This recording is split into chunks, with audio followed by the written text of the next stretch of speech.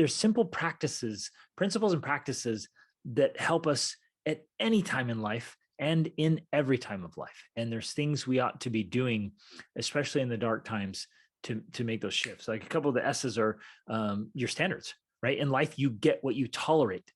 And sometimes you go into the darkness because you're tolerating too much, crap from yourself or from others, or you don't raise the standards enough in the darkness. So like, okay, this is darkness here, but I'm going to raise my standards here of what's acceptable and what is not. Others is the stories we tell ourselves. That's another S.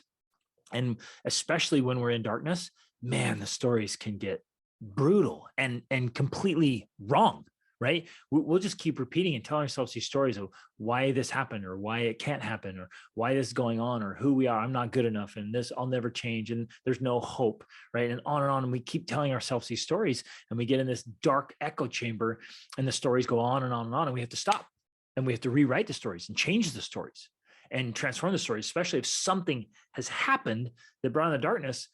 Like, how you perceive it is changing the story. And most especially, and the most important story is that you can gain from it. You can grow from it. You can be stronger because of it. You can be better. You can overcome this, right? We have to change that story.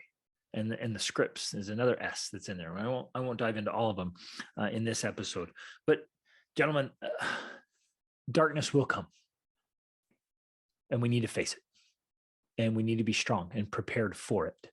We need to do everything in our power to avoid unnecessary darkness, and everything in our power to prepare for, survive through, and come out of triumphantly the darknesses we will face in our lives. And again, my message is of hope.